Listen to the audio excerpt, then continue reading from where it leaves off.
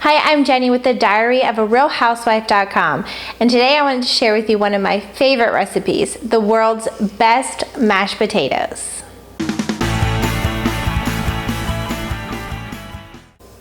I know what you're thinking, the world's best mashed potatoes? That's a pretty big claim, but you're gonna have to try this recipe out for yourself. I'm gonna start here with 5 pounds of potatoes. I like to use russet potatoes for this recipe, but really any potato that you prefer will work. I've peeled and diced them and placed them in a pot here covered with water. Let them boil until they're nice and tender. Now I'm gonna drain and return it back to the burner. All right, now that my potatoes are drained, I'm gonna put them back onto the burner. I wanna make sure to keep them nice and warm so the cream cheese and butter can melt. So what I'm gonna do first is start mashing. Before I add anything, I like to mash up my potatoes.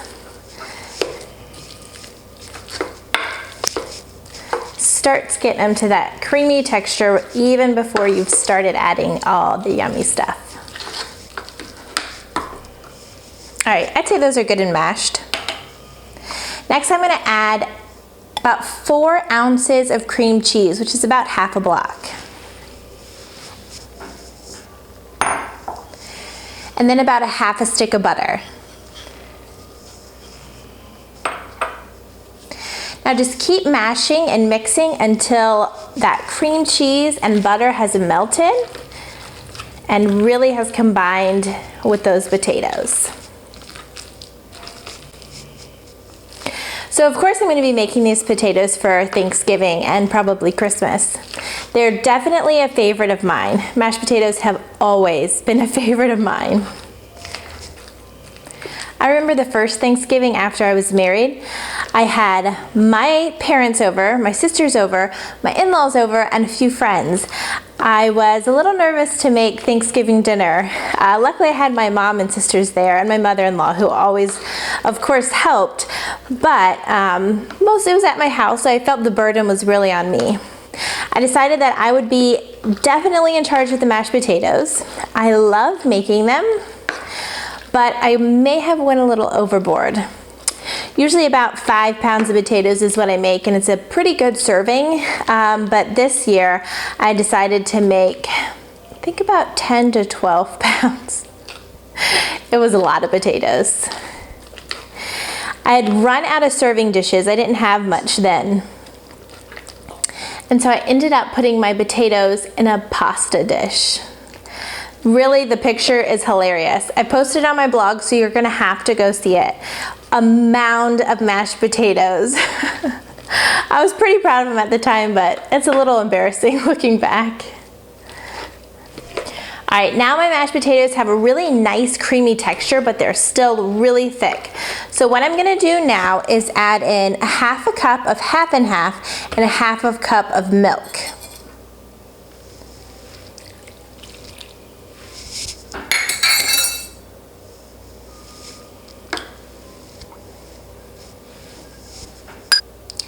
Now before I start whipping my potatoes, I'm gonna add my seasoning.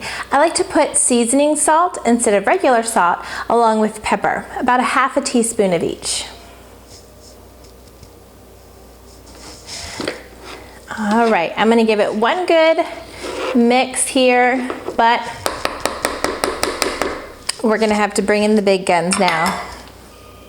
Next, I'm going to use my electric mixer to make them really nice and creamy. How long you use it for really depends on what texture that you like. I like mine nice and creamy, so I'll put it on for a few minutes.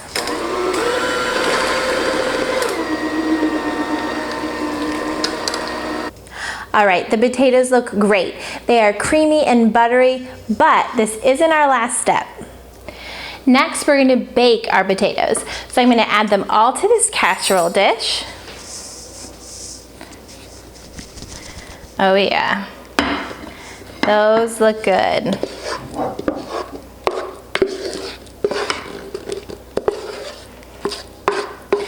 Now, I know everybody has a preference with mashed potatoes, so if you like yours to be a little thinner, you could always add a little more milk.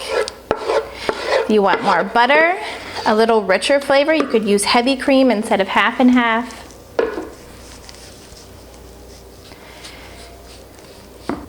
All right, almost ready, but they're not the world's best mashed potatoes yet. Last, we're gonna bake them in the oven at 350 degrees just for about maybe 15-20 minutes. So I have the remaining stick of butter here. I added about half of it in, and now I've diced up the butter. I'm just gonna place it right on top.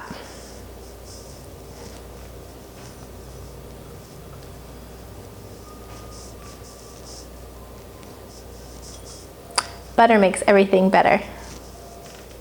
All right, my butter has already started to begin to melt, so I'm gonna stick it in the oven now, and I will be back in about 15 minutes. All right, potatoes are out of the oven and ready to serve. They have a nice pool of butter that has melted on top, and they look and smell amazing. I can't wait for you to try them.